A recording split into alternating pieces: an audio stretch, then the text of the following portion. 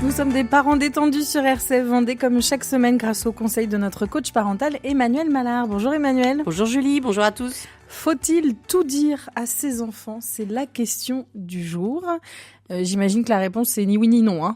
C'est exactement ça. Pourquoi vous avez choisi de nous parler de cette question aujourd'hui ? Alors pour différentes raisons. Parce que là, encore une fois, je m'appuie toujours sur mes coachings que j'ai et il y a des raisons dans les deux sens. Des raisons de certains moments, il faut dire les choses et d'autres, il vaut mieux les éluder. Je vais vous donner un exemple où il faut dire les choses. En ce moment, j'ai un coaching avec une maman qui est proche du burn-out pour différentes raisons, qui est très très fatiguée. Sauf qu'en fait, elle fait tout pour donner le change. Elle ne parle absolument pas de sa fatigue. Elle est même dans l'hyperactivité, comme bien souvent dans le burn-out, vis-à-vis de ses enfants. Sauf que ses enfants, en fait, comme tout enfant, c'est des éponges. Donc, ils ressentent ce qui est en train de se passer. La maman, elle est beaucoup plus, elle s'énerve beaucoup plus rapidement. Elle est un tempérament qui monte dans les tours. Donc, ils se rendent bien compte de ce qui se passe. Là, une situation comme ça, bien sûr que je vais conseiller à la maman de dire, écoutez, les enfants, en ce moment, je suis fatiguée. Donc, j'ai besoin de plus de temps pour moi. C'est pour ça que je m'énerve beaucoup plus facilement. Là, on dit les choses. À tout âge. Tout âge. Alors, on va utiliser bien sûr des mots complètement différents. Un petit, on va dire, tu sais, maman, en ce moment, elle est fatiguée, elle voudrait faire dodo très souvent. Donc, c'est pour ça, par exemple, que je fais pas ça en ce moment. Ou que c'est papa qui raconte les histoires. Ou que, tu vois, je crie un petit peu plus que d'habitude. Tout ça, on peut expliquer. L'adolescence, on va avoir un discours complètement différent. Et là, en ce moment, je suis complètement sur les genoux. J'ai vraiment besoin de trouver du temps pour moi, pour me ressourcer, parce que j'arrive plus à faire face à tout ce que j'ai besoin de faire. Donc vraiment, on va le verbaliser. Donc là, c'est un côté où certains parents ne disent pas et ils devraient dire, tout en restant vraiment assez réservés dans ce qu'on explique. On n'est pas obligé de rentrer dans les détails. Là, je parle de fatigue. De la même façon, on va parler maladie aussi. Par exemple, la maladie, quand on doit parler de maladie, encore une fois, là, on va parler de sa maladie, mais de façon générale. L'idée, c'est, écoute, en ce moment, maman va pas bien, elle est malade, mais t'inquiète pas, chérie, elle prend des médicaments, elle est suivie par des médecins, ça ira mieux. Et on s'en tient à ça. On n'a pas besoin de rentrer dans les détails. Et s'il pose des questions, on y répond. On répond, mais toujours de façon rassurante. Imaginons que c'est un cancer.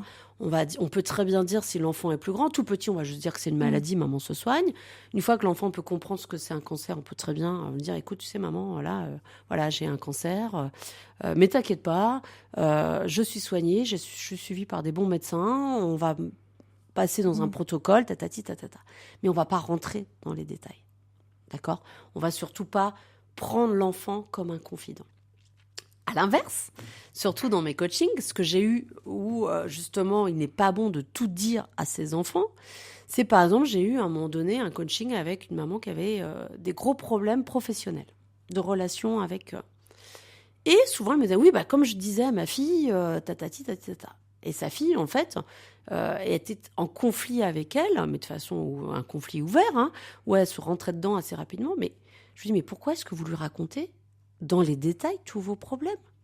Ça ne la concerne pas. En fait, ce que vous faites, c'est que vous êtes en train de montrer à votre enfant que vous avez des problèmes dans votre travail et que vous n'êtes pas capable de gérer. Et que vous ne lui montrez pas que vous êtes capable de trouver des solutions. Vous ne faites que de vous plaindre, dénoncer les problèmes. C'est hyper flippant pour un enfant ou une ado. D'accord ? Donc ça, c'est une chose, c'est-à-dire ne pas rentrer dans les détails. Et quand je parle de dire ne pas prendre son enfant comme confident aussi, j'ai eu d'autres cas où on parlait de famille recomposée il n'y a pas longtemps, où justement un papa présentait systématiquement et parlait de ses conquêtes à longueur de temps à ses enfants. Ça non plus, ça se fait pas. Mais on est de plus en plus en avançant dans le temps, dans ce culte du parent ami. On a envie d'avoir... Il y a moins ce truc un peu vertical qu'il y avait il y a 50 ans, dommage. par exemple. Ouais. C'est dommage. Moi, je suis vraiment, et je passe mon temps à dire ça dans mes coachings, moi, je suis pour ce retour à la verticalité. Mais le parent, bien sûr, reste au-dessus de l'enfant. Pourquoi ? Parce qu'il est là pour le protéger.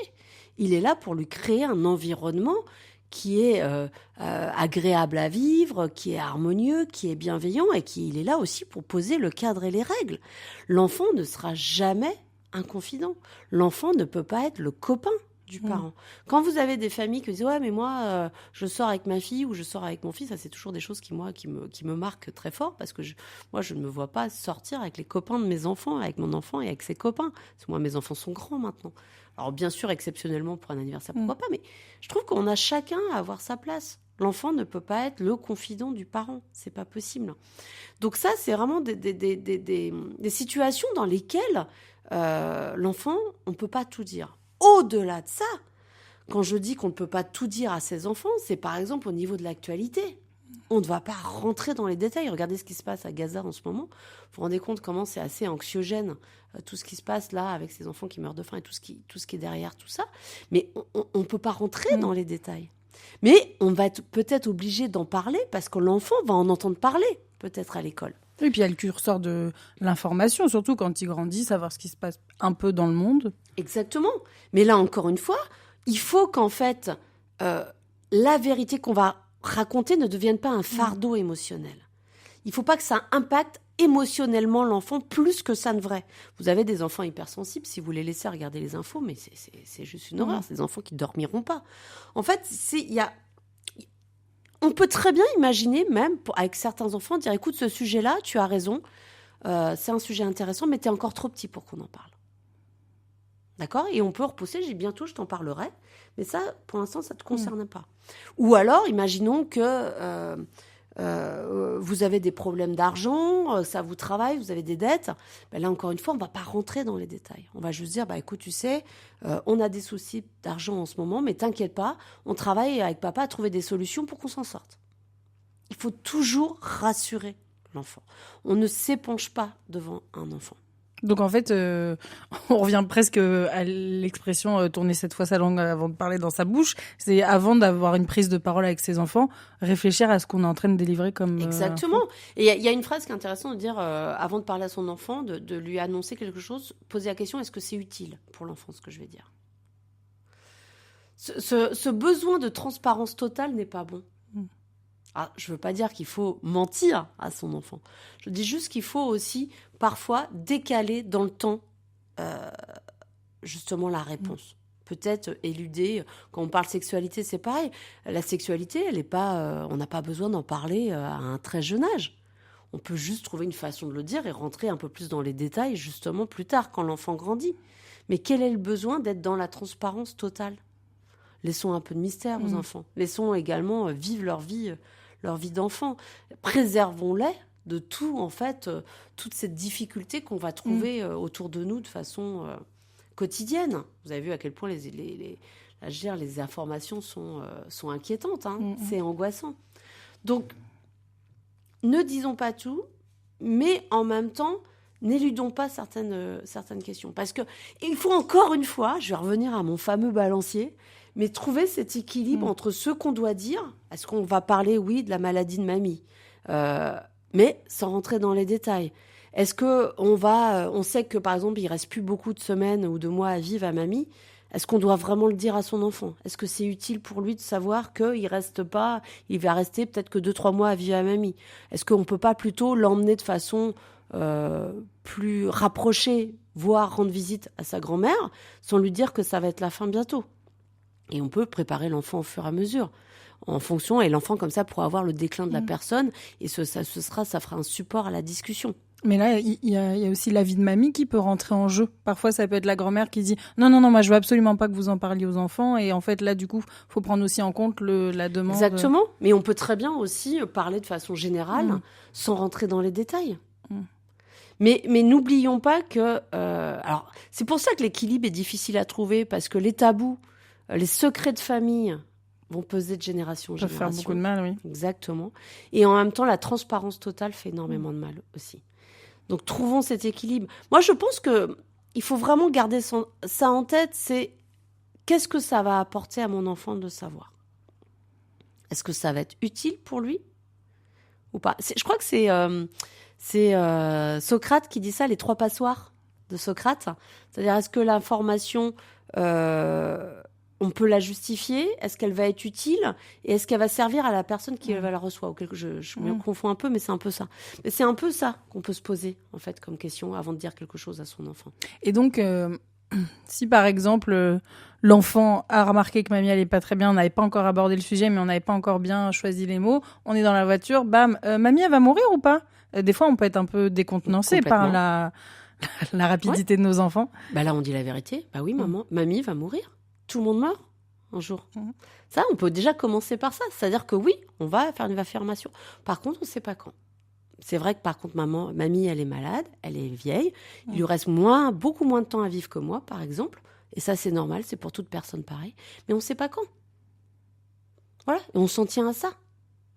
On confirme ce que ressent l'enfant, d'accord, mais sans rajouter d'angoisse. Donc, moralité, il faut presque pas tout dire. Si, presque tout dire.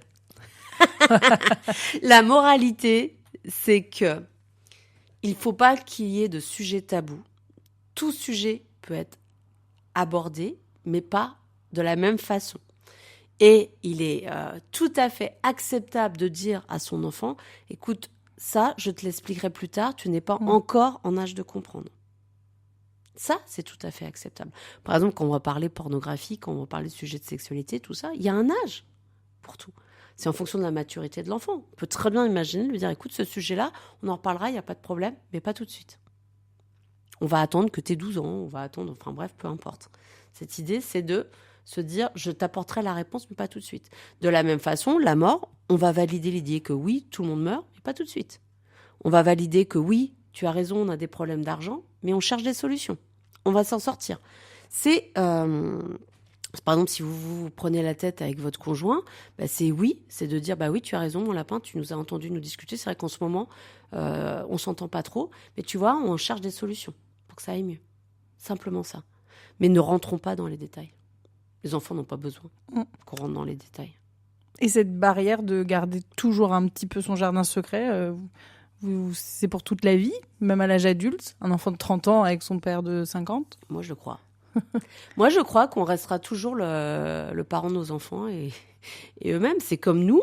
Moi, je ne vois pas pourquoi nos enfants nous raconteraient toute leur vie aussi. Ils ont le droit d'avoir leur jardin secret.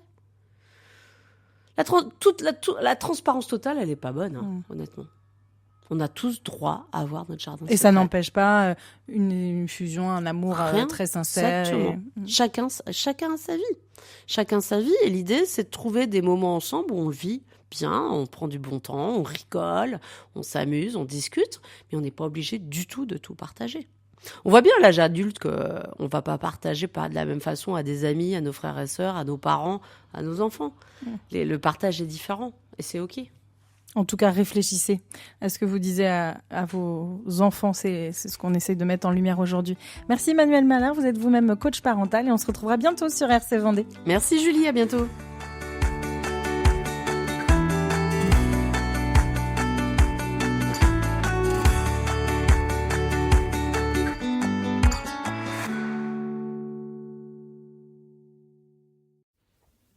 Merci d'avoir écouté cet épisode. Retrouvez toutes mes masterclass sur la parentalité et réservez votre appel découverte offert via le lien en description. Et surtout, abonnez-vous à ma chaîne YouTube pour ne rien manquer.